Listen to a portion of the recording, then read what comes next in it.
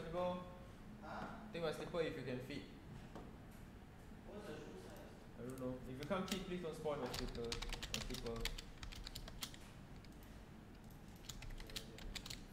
Alright, what's up everyone? This is Ryan here, the Crypto Grinder, and today we are live at our new CG office. Guys, the market, has it recovered? Are we going to be able to see a higher high, or we're just going to continue to dip? We are still obviously in the bear market, but as of 19th of March, we thought that the world was going to end, but it did not. We are still kind of okay, you know, everything seems to be recovering. All our portfolios are obviously still down, but nonetheless, let's get into the markets and let's see what we can find, those hidden gems that are circulating out there. So let's just do a quick market roundup. So right now we have coin as of the overall market cap is 329 billion, right? Volume is still horrible, 11.7 B only, and the BTC dominance is at 43.8. Now, as you know, BTC has been struggling off late, so let us go to the charts.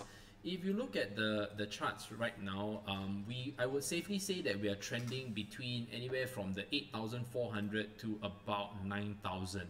So whenever there is that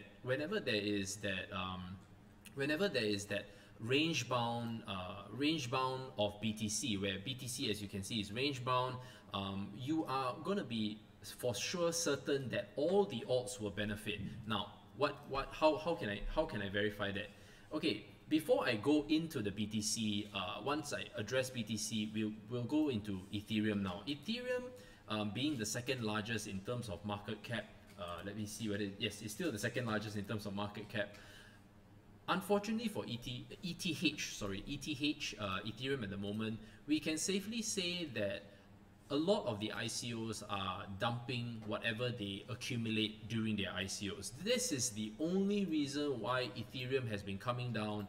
It has been way overbought, but nonetheless, I think because there's no faith in the whole value of Ethereum at the moment, because if Casper comes out this year, then you're going to see everything start to move upwards, right? But if Casper doesn't kind of come out this year and it's only going to be finalized next year with sharding and whatnot, sharding is definitely next year, right?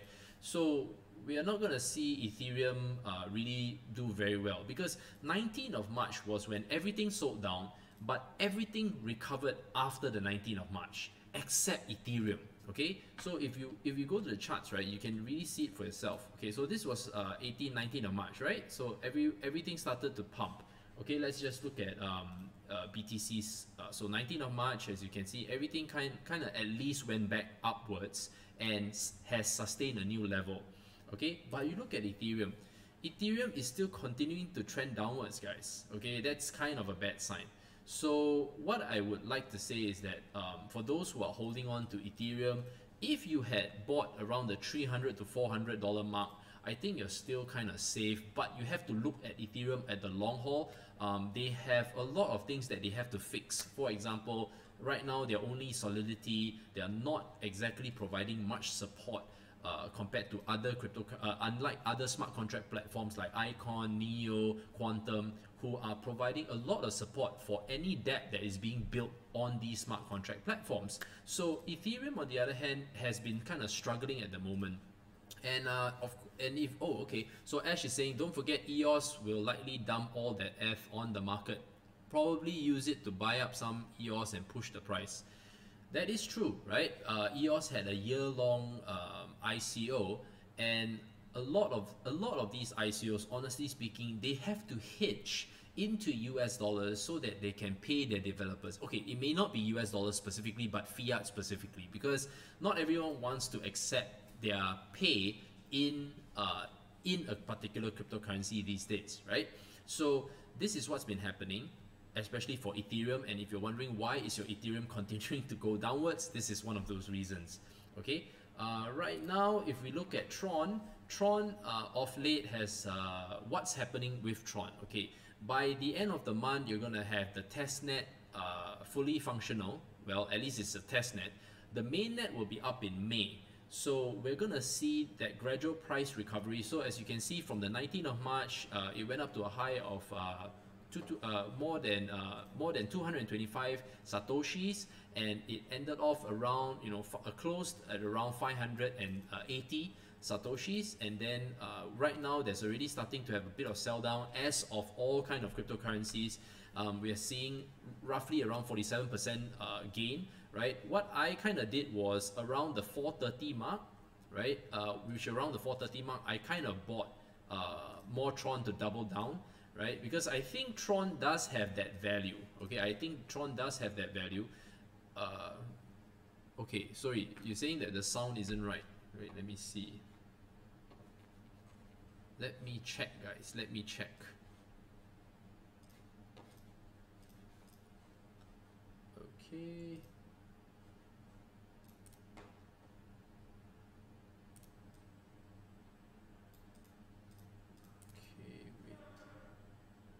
Okay, I'm not exactly sure. The sound isn't that good, is it? Okay, guys, I'm still setting up the overall, space and everything. So I think I need to do a little bit of tweaking. Okay, but in terms of, is there like some kind of reverb? Sounds fine to me. Okay, all right, guys. So let's just get back into it.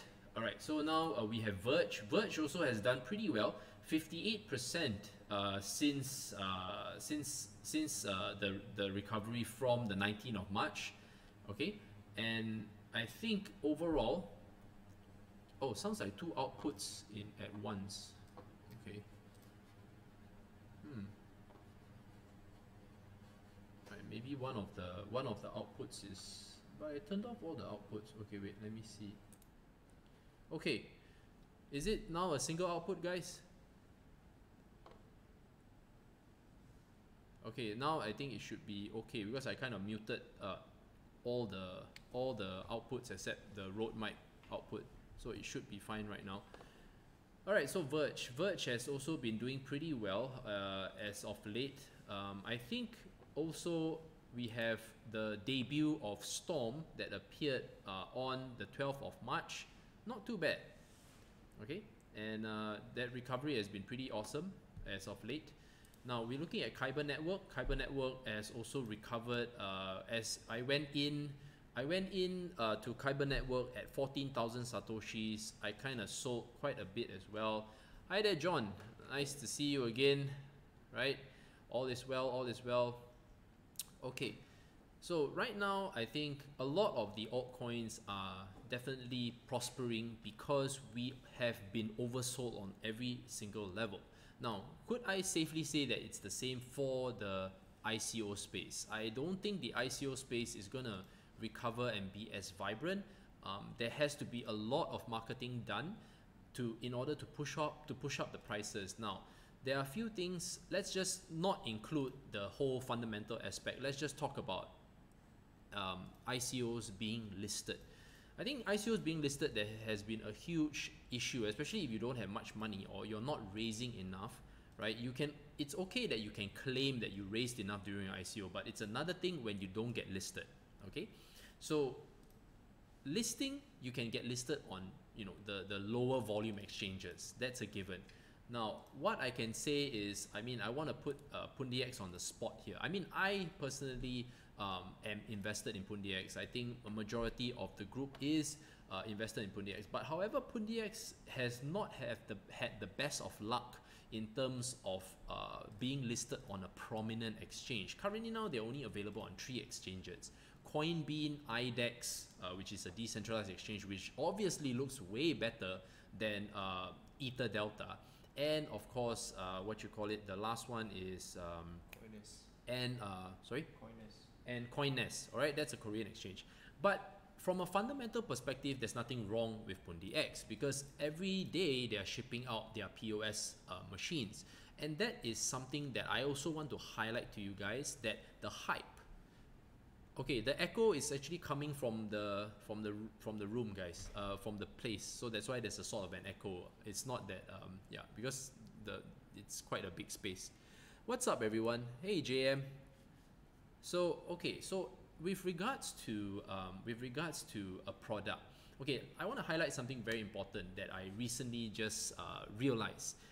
Most of the cryptocurrencies that CG has been invested in has high intrinsic value. That means they are already starting to show developments, products, they have continuous development. So these things are more of an intrinsic, they have less hype.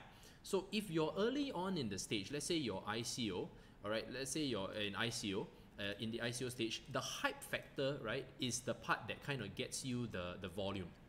Okay, that kind of gets you the volume, that kind of excitement. Then the intrinsic is a little bit lower. Why?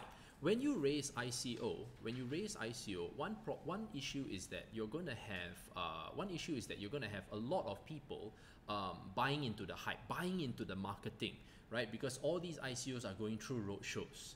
Now, after they have raised the funds, it boils down to how dedicated they are or how serious they are into finding the full team, right? We're talking about developer team to go and build whatever they communicated on their white paper, right? So an app is kind of, well, I would say an app can be pretty cheap to pretty expensive, but don't be like fooled into anyone that has a wallet. Just a wallet alone is insufficient.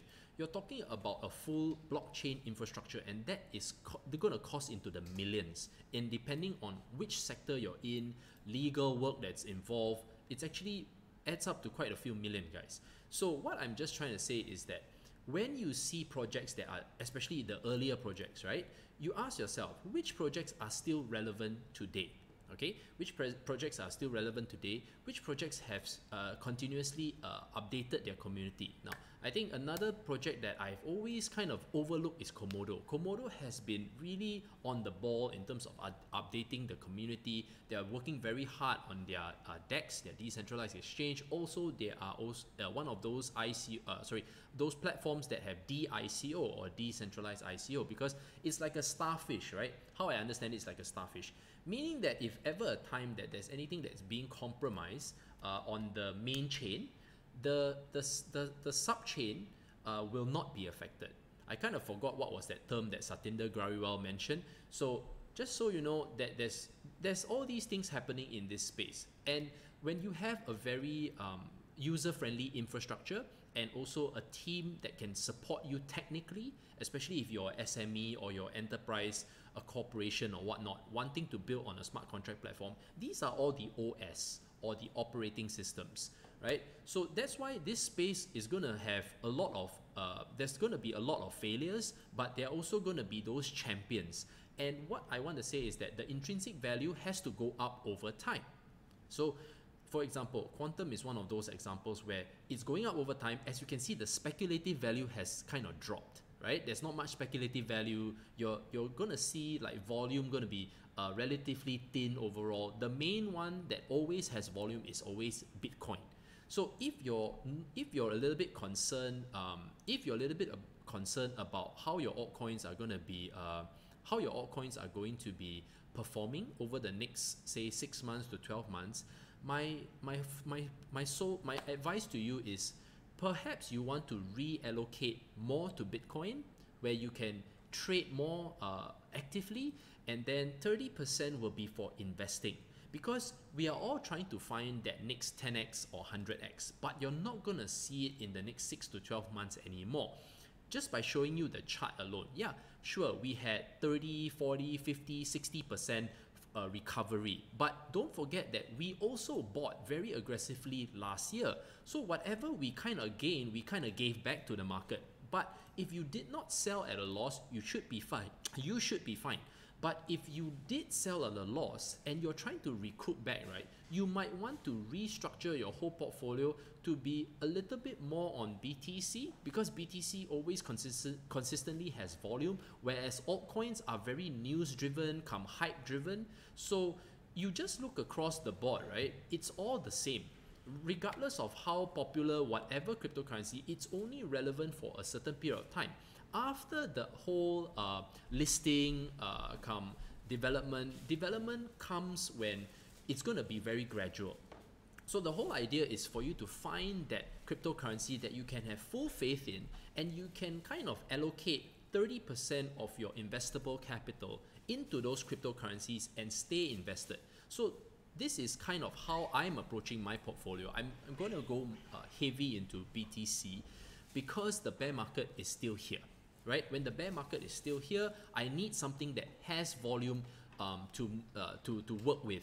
If you're gonna be invested in altcoins, you're like kind of hitting it in the dark. Yes, everyone will say, sure, it was oversold and oversold. It was time to go in. There were some who were brave enough to go in. Yeah, like a few of us, we were brave enough to go in, but not everyone has that same sentiment.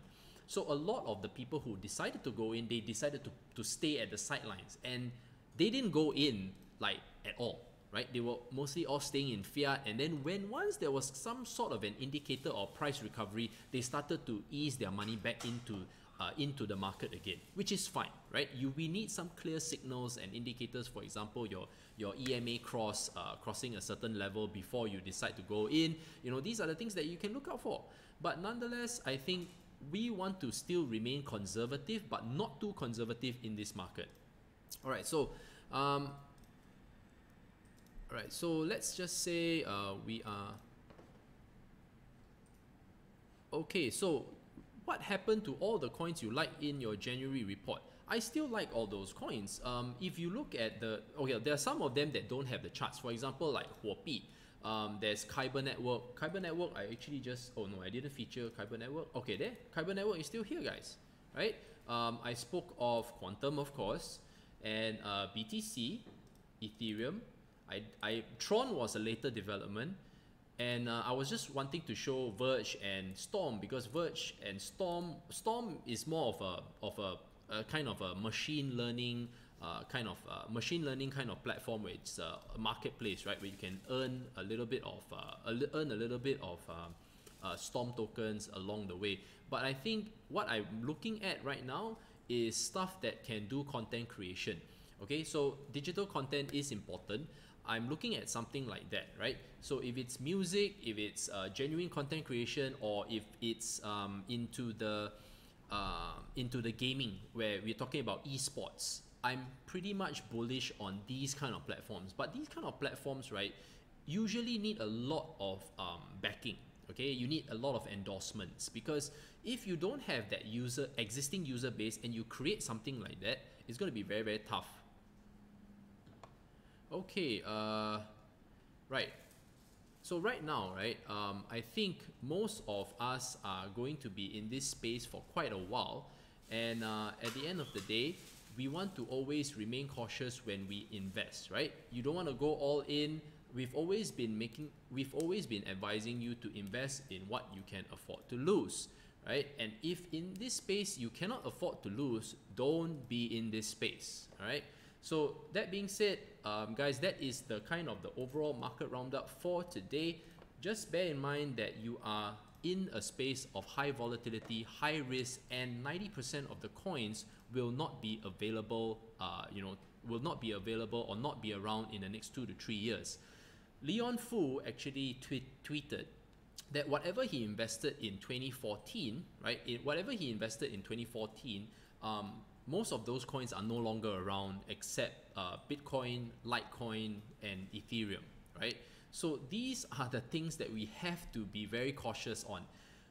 You are seeing a lot of smart contract platforms. These are the operating systems for the space, okay?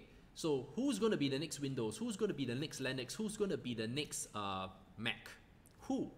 No one knows, right?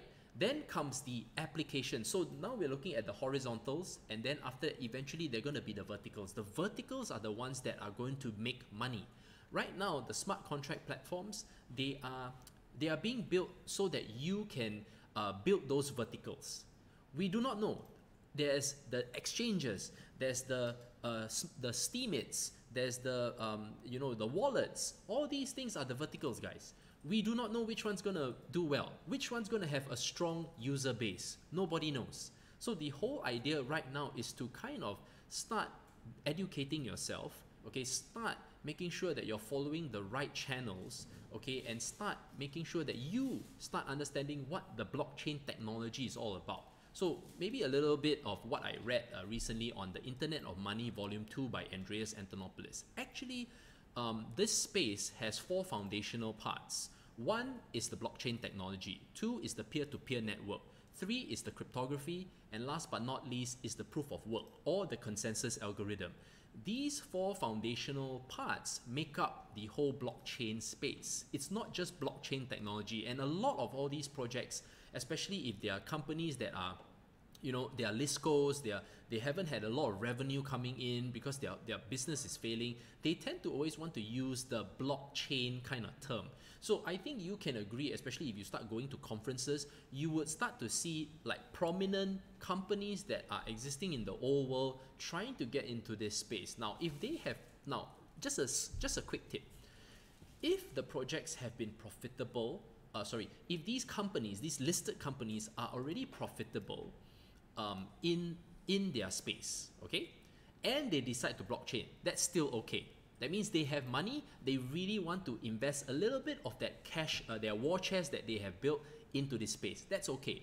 But there are companies that have been dying, okay, like literally dying, no volume. Go and check. You have to learn how to decipher this kind of stuff. Don't just listen from just because it's branded or you've heard it before, or it brings back some good memories, and then you're thinking, wow, the stock is going to rise. That is true. Last year, if you notice, there are a few listed companies that said that they are going to somehow implement something with regards to the blockchain or crypto related. The stock just suddenly flew.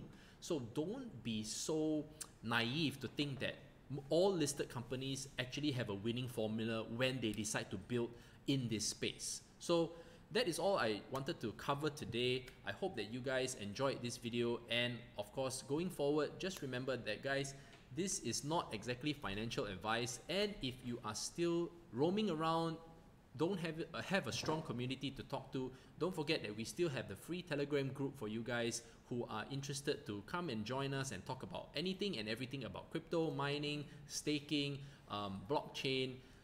We are there, guys. So just click on the link below, and don't forget, if you're new to the channel, don't forget to like, comment and subscribe, and don't forget to click on that notification button.